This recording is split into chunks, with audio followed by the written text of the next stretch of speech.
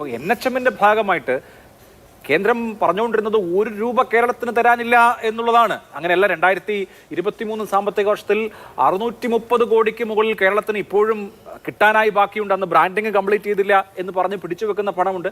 അപ്പോൾ കേരളം കൊടുക്കണം, പക്ഷെ കേന്ദ്രം ന്യായമായി അല്ലാതെ നിലയ്ക്കും തരാനുള്ളത് തന്നെ തരില്ല എന്ന സമീപനം എടുത്താൽ എങ്ങനെയാണ്? കേരളം മാത്രമല്ല, മറ്റ് സംസ്ഥാനങ്ങളും എടുത്തോളൂ. സംസ്ഥാനങ്ങൾ എങ്ങനെയാണ് ഇതിന്റെ ഭാരം വഹിക്കുക? അല്ലെങ്കിൽ തന്നെ ഇൻസെന്റീവിന്റെ 40% സംസ്ഥാനങ്ങളാണ് കൊടുക്കേണ്ടത്.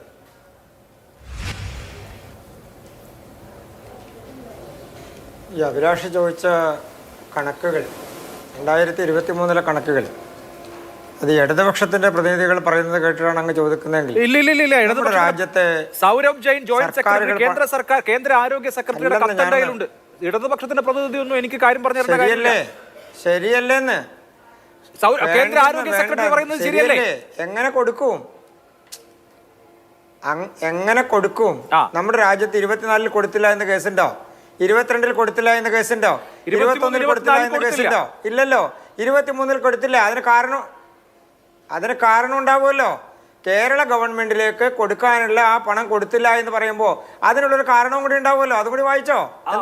ആയുഷ്മാൻ വെറുതെ പിടിച്ചു നോക്കാം. കേന്ദ്ര ആയുഷ്മാൻ ആരോഗ്യ മന്ദിർ ബ്രാൻഡിംഗ് കേരളം നടപ്പാക്കാത്തത് കൊണ്ട് ആ പണം നൽകിയിട്ടില്ല. അത് കഴിഞ്ഞ് അത് പറയാതെ ഇത് കേട്ട് അല്ല അഭിലാഷ്, ഇത് കേട്ടുകൊണ്ടിരിക്കുന്ന ആളുകൾ ഇത് കേട്ടുകൊണ്ടിരിക്കുന്ന ആളുകൾ ധരിക്കും കേന്ദ്ര ഗവൺമെന്റ് അനധികൃതമായി എന്തോ പിടിച്ചു വെച്ചിരിക്കുന്നത്. ഒന്നും പിടിച്ചു വെച്ചിട്ടില്ലെന്ന്. നിങ്ങൾ കേന്ദ്ര ഗവൺമെന്റ് നടപ്പാക്കണമെന്ന് പറയുന്ന ഒരു പദ്ധതി അത് കേരളത്തിന് മാത്രമായി, ഞങ്ങൾ വേറെ രാജ്യമൊന്നുമല്ലല്ലോ. കേരളം വേറെ രാജ്യമാണോ? മറ്റു സംസ്ഥാനങ്ങൾക്ക് നടപ്പാക്കാം, കേരളത്തിന് നടപ്പാക്കാൻ പറ്റില്ല. അതെങ്ങനെ നടപ്പാവും? വിവിധ പദ്ധതി ഇപ്പൊ ഈ പദ്ധതിയുമായി ബന്ധപ്പെട്ട് പല പദ്ധതികളുടെയും ബ്രാൻഡിങ്ങിന്റെ കാര്യത്തിൽ പക്ഷേ ചോദ്യം അതല്ല. ഈ പറഞ്ഞ മാനദണ്ഡം പാലിക്കുന്നുണ്ടല്ലോ ഇപ്പോ. അല്ല, അങ്ങ് പറയുന്നത് നടക്കില്ല. എന്തുകൊണ്ട് നടക്കില്ല അങ്ങ് പറയൂ. ഞാനൊന്ന് തിരിച്ചു ചോദിക്കട്ടെ. ബഹുമാനപ്പെട്ട ശിവദാസൻ MP അടക്കമുള്ള ആളുകൾ MP മാർ എന്നുള്ള നിലക്ക് അതിന്റെ ബെനിഫിറ്റ് കൈപ്പറ്റുന്ന ആളുകളാണല്ലോ. ഞങ്ങൾ പാർലമെന്റിൽ പോകില്ല, അത് കേരളത്തിലല്ല, അതുകൊണ്ട് ഞങ്ങൾക്ക് കിട്ടാനുള്ള എല്ലാ ആനുകൂല്യവും തരണം, ഞങ്ങൾ ഇനി ഡൽഹിക്ക് പോകുന്നില്ല, കേരളത്തിലാണ് ഈ പാർലമെന്റ് വേണ്ടത്. നടക്കുന്ന കാര്യമാണോ? ഈ തരം വർത്തമാനമാണ് ഇടതുപക്ഷത്തിന്റെ ആളുകൾ ചർച്ചയിൽ ഉന്നയിക്കുന്നത്. സാധാരണക്കാരെ കേട്ടാൽ ശരിയല്ലേ, എന്തുകൊണ്ട് പാർലമെന്റ് കേരളത്തിൽ കൊണ്ടുവന്നൂടാ, ഞങ്ങൾക്ക് ഇവിടെ എന്തുകൊണ്ട് പങ്കെടുത്തുകൂടാ? ഇത് കേൾക്കാൻ നമുക്ക് രസമുണ്ട്, നടക്കുന്ന കാര്യമല്ലതാണ് ഈ പറയുന്നത്. ഞാൻ തിരിച്ചൊരു കാര്യം പറയാം അഭിലാഷ്. കോൺഗ്രസിന്റെ പ്രതിനിധിയും ഇടതുപക്ഷത്തിന്റെ പ്രതിനിധിയും പറഞ്ഞപ്പോൾ ഒരു വലിയ ഈ ചാണകം തളിക്കുന്നതിനെ കുറിച്ചും ഗോമൂത്രം രാഷ്ട്രീയ പറയുന്ന കാര്യങ്ങളല്ലേ, നമുക്ക് വസ്തുതകളല്ലേ വേണ്ടത്. ഈ വിഷയത്തിൽ തന്നെ എനിക്ക് അങ്ങോട്ട് ചോദ്യങ്ങളുണ്ട്, ക്ലാരിഫിക്കേഷൻ തന്നാൽ മതി. എന്റെ ഈ വിഷയം നമ്മളിപ്പോ സംസാരിച്ചുകൊണ്ടിരിക്കുന്ന വിഷയം, ഇപ്പൊ ഈ ആയുഷ്മാൻ ആരോഗ്യ മന്ദിറുമായി ബന്ധപ്പെട്ട ബ്രാൻഡിംഗ് നിബന്ധന കേരളം പാലിച്ചില്ല, അതുകൊണ്ട് ഞങ്ങൾ ഫണ്ട് തടഞ്ഞു വെച്ചു. ഓക്കെ, അതിനുശേഷമുള്ള സാമ്പത്തിക വർഷം ഫണ്ട് തന്നു എന്ന് അങ്ങ് പറഞ്ഞല്ലോ. അതിനർത്ഥം എന്താണ്? ഈ ബ്രാൻഡിംഗ് നിബന്ധന ഈ പറഞ്ഞ ഘട്ടത്തിന് ശേഷം പാലിച്ചുവെന്ന്. അങ്ങനെ പാലിച്ച ഘട്ടത്തിൽ കേന്ദ്ര ആരോഗ്യ മന്ത്രാലയം കേരളത്തിന് എഴുതിയ കത്തുണ്ട്. The state may expect the utilisation under NHM in financial year 2024-25. അപ്പോൾ ഈ സാമ്പത്തിക വർഷം ഈ കാര്യം ക്ലെയിം ചെയ്യാം എന്ന് കേന്ദ്രം ഇങ്ങോട്ട് പറഞ്ഞിട്ടുണ്ട്. നമ്മളത് ക്ലെയിം ചെയ്യുന്നു. അത് ക്ലെയിം ചെയ്യാൻ കൂടിയാണ് ആരോഗ്യമന്ത്രി അങ്ങോട്ട് പോയത്. രേഖകൾ വഴിയുള്ള, കത്തിടപാട് വഴിയുള്ള ക്ലെയിം വേറെയുണ്ട്. എന്നിട്ട് എന്തുകൊണ്ടാണ് പൈസ തരാത്തത്? അതാണ് പ്രശ്നം. എനിക്ക് ഈ സർക്കാരുകൾ തമ്മിൽ നടക്കുന്ന കത്തിടപാടുകളിൽ എന്തൊക്കെ ഉണ്ട് എന്തൊക്കെ ഇല്ല എന്ന് അന്വേഷിക്കൽ ഇപ്പോൾ തൽക്കാലം എൻ്റെ പണിയല്ല.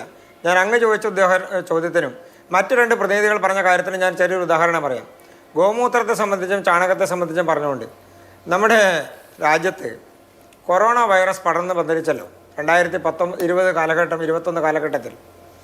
രാജ്യത്ത് BJP ഭരിക്കുന്ന സംസ്ഥാനങ്ങളും ഉണ്ടായിരുന്നു, ഈ ഇടതുപക്ഷം ഭരിക്കുന്ന സംസ്ഥാനങ്ങളും ഉണ്ടായിരുന്നു, കോൺഗ്രസ് ഭരിക്കുന്ന സംസ്ഥാനങ്ങളും ഉണ്ടായിരുന്നു. BJP ഭരിക്കുന്ന മുഴുവൻ സംസ്ഥാനങ്ങളുടെയും എണ്ണമെടുത്താൽ കേരളത്തിലുണ്ടായിട്ടുള്ള കോവിഡ് വ്യാപനത്തിൻ്റെയോ മരണത്തിൻ്റെയോ 10-1 പോകും ആവില്ല. അഭിലാഷ്, സ്റ്റാറ്റിസ്റ്റിക്സ് പരിശോധിച്ചു. ഗോമൂത്രവും ചാണകവും കഴിക്കുന്ന ആളുകളാണല്ലോ അതിലേക്ക് പോവാത്തത് കൊണ്ട് ഞാൻ ഇനി അത് പറഞ്ഞ് തർക്കിക്കുന്നില്ല. കാരണം എങ്ങനെയാണ് ഡാറ്റ മൂടി വെച്ചത്, ശാസ്ത്രീയമായ ചില പഠനങ്ങൾ WHO അഫിലിയേറ്റ് ചെയ്ത് തന്നെ നടത്തിയിട്ടുണ്ട്. അതൊക്കെ വേറെ വിഷയമാണ്. എൻ്റെ ചോദ്യം, കേരളത്തിന് 2023 കിട്ടാനുള്ള പണം കിട്ടിയില്ല, ബ്രാൻഡിങ് നടത്താത്തതുകൊണ്ട്. പക്ഷെ പിന്നീട് ബ്രാൻഡിങ് നടത്തി. അപ്പോൾ അവിടെ വരുന്ന ആ പറഞ്ഞ കോടി അവിടെ 639 കോടി അവിടെ ബാക്കി നിൽക്കുന്നുണ്ടല്ലോ. അത് നിങ്ങൾക്ക് അതിന്റെ NHM മാനദണ്ഡങ്ങൾ പാലിച്ച് നിങ്ങൾക്കത് എക്സ്പെഡിറ്റ് ചെയ്യാം അടുത്ത സാമ്പത്തിക വർഷമെന്ന് അന്ന് പറഞ്ഞിട്ട് എന്താണ് ഇപ്പോൾ തരാത്തത് എന്നുള്ളതാണ് എൻ്റെ ചോദ്യം. ഇതിനൊക്കെ ഒരു സിമ്പിൾ ആൻസറേ ഉള്ളൂ അഭിലാഷ് 2023 ഒരു വർഷക്കാലം മാതൃഭൂമിയിൽ ജോലി ചെയ്തു. ആ സമയത്ത് അഭിലാഷ് മാതൃഭൂമി പറയുന്ന മാനദണ്ഡങ്ങൾ പാലിച്ചില്ല. 2024 ജോലി ചെയ്തപ്പോൾ സാലറി കിട്ടി. നിങ്ങൾ ആ മാനദണ്ഡങ്ങൾ പിന്നീട് പാലിക്കാമെന്ന് പറയുമ്പോൾ നിങ്ങൾക്ക് 23 സാലറി തരണമെന്ന് മാതൃഭൂമിയോട് ചോദിച്ചാൽ നിങ്ങൾക്ക് തന്നിട്ടുണ്ടെങ്കിൽ നല്ലത്. മാനദണ്ഡങ്ങൾ പാലിച്ചാൽ തടഞ്ഞു വെച്ചിരിക്കുന്ന ഫണ്ട് തരാമെന്ന് പറഞ്ഞിട്ടുണ്ടല്ലോ. അത് നടക്കട്ടെ എന്നൊരു പ്രോസസ് നടന്നിട്ടില്ല ഇതുവരെ. നിങ്ങൾ അതിന്റെ തോക്കിൻ്റെ ഇടയ്ക്ക് ഒരു വെടിവെക്കല്ലേ? എങ്ങനെ നടക്കുമെന്ന് നിങ്ങളൊരു പ്രോസസ് കംപ്ലീറ്റ് ചെയ്യാതെ നിങ്ങൾ ഇന്നലെ കൊണ്ടുപോയി ഒരു കത്ത് കൊടുത്ത് അല്ലെങ്കിൽ ഒരാഴ്ച മുമ്പ് ഒരു കത്ത് കൊടുത്ത് 1 മാസം മുമ്പ് ഒരു കത്ത് നിങ്ങൾ നടത്താതിരുന്ന ഒരു കാരണം ഇങ്ങോട്ടേക്ക് ഈ പറഞ്ഞ മാനദണ്ഡം പാലിച്ചു. അങ്ങ് തന്നെ പറഞ്ഞല്ലോ 24-25 ഫണ്ട് കിട്ടിയെന്ന് പറഞ്ഞല്ലോ. അപ്പൊ കിട്ടിയത് എന്തുകൊണ്ടാണ്? കിട്ടിയത് ഈ മാനദണ്ഡം പാലിച്ചതുകൊണ്ടാണല്ലോ. അപ്പൊ മാനദണ്ഡം പാലിച്ചു, കിട്ടി. അതിന് മുമ്പത്തെ വർഷം കിട്ടിയിട്ടില്ല. ആ കിട്ടാത്ത പണം, തടഞ്ഞു വെച്ചിരിക്കുന്ന പണം എന്തുകൊണ്ട് ഇപ്പൊ റിലീസ് ചെയ്യുന്നില്ല?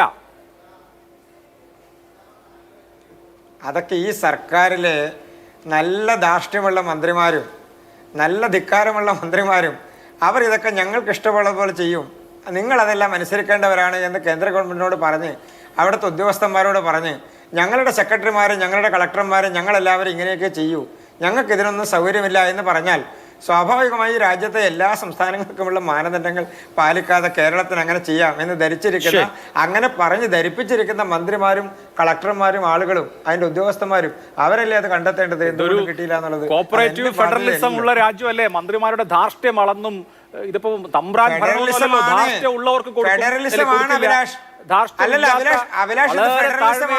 കൊടുക്കും. ഇത് ഫെഡറൽ ഇങ്ങനെയാണോ ഫെഡറലിസം? എന്നുള്ളതാണ്. നിങ്ങൾ ധാർഷ്ട്യം ഒഴിവാക്കി വളരെ വിനീതരായി നിന്നാൽ ഞങ്ങൾ വരുന്ന കാര്യം ആലോചിക്കാം എന്ന് പറഞ്ഞാൽ പിന്നെ അതിലെന്താ കാര്യം? അഭിലാഷ് തെറ്റിദ്ധരിപ്പിക്കരുത്. വിനീത വിധരായി നിൽക്കുക എന്നുള്ള അർത്ഥത്തിലല്ല അങ്ങനെ സൂചിപ്പിക്കപ്പെട്ടിട്ടുള്ളത്.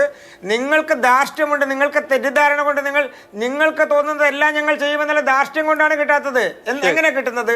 ഞങ്ങൾ ചെയ്യില്ല, ഈ പദ്ധതി ഞങ്ങൾ നടപ്പാക്കില്ല. ഇനി തിരിച്ചൊന്നും ചോദിക്കട്ടെ, ആയുഷ്മാൻ പദ്ധതി കേരളത്തിൽ നടപ്പാക്കിയിട്ടുണ്ടോ? NEP പദ്ധതി കേരളത്തിൽ നടപ്പാക്കിയിട്ടുണ്ടോ? കേന്ദ്ര ഗവൺമെൻറ് കൊണ്ടുവന്നിട്ടുള്ള എത്ര പദ്ധതികൾ ഈ ജൻധൻ അക്കൗണ്ടുകൾ, ഈ ഇടതുപക്ഷ ഗവൺമെന്റിന്റെ പ്രധാനപ്പെട്ട യൂണിയനുകൾ പ്രവർത്തിക്കുന്ന ബാങ്കുകൾ, ഈ കേരളത്തിലെ സാധാരണക്കാരായിട്ടുള്ള ആളുകൾക്ക് ജൻധൻ അക്കൗണ്ട് തുടങ്ങാൻ, നിങ്ങൾക്ക് ജൻധൻ അക്കൗണ്ട് തുടങ്ങാനുള്ള അവകാശമില്ല എന്ന് പറഞ്ഞ ആൾക്കാരാ. എന്താ സംഭവിച്ചെന്നറിയോ? 12 രൂപക്കും 336 രൂപക്കും 10 ലക്ഷം രൂപ വരെ ഇൻഷുറൻസ് കിട്ടുമായിരുന്ന പദ്ധതി സാധാരണക്കാരന് കിട്ടാതെ വെച്ചുകൊണ്ടിരിക്കുക ബാങ്കിനകത്ത്. ആരാ വെച്ചുകൊണ്ടിരിക്കുന്നത്? ഈ സർക്കാരല്ലേ. ആയുഷ്മാൻ പദ്ധതി നടപ്പാക്കിയോ കേരളത്തിൽ? NEP പദ്ധതി നടപ്പാക്കിയോ കേരളത്തിൽ? എന്താ നടപ്പാക്കാത്തത്? NEP പദ്ധതി നടപ്പാക്കാത്തത് കൊണ്ട് കേരളത്തിന് ലഭിക്കേണ്ട പ്രാഥമിക വിദ്യാഭ്യാസ രംഗത്തടക്കം കിട്ടേണ്ട കോടിക്കണക്കിന് രൂപയുടെ പദ്ധതികളാണ് ഇവരുടെ വീട്ടിൽ നിന്ന് കൊണ്ടുവന്ന് ഫണ്ടൊക്കെ തടഞ്ഞു വെച്ചത് ഒരു മഹത്തായ കാര്യമാണ് എന്ന് അങ്ങ് പറയല്ലേ? അത് വേറൊരു വിഷയമാണ്. ഇനിയിപ്പോ അത് കൂടെ ചർച്ച ചെയ്യാൻ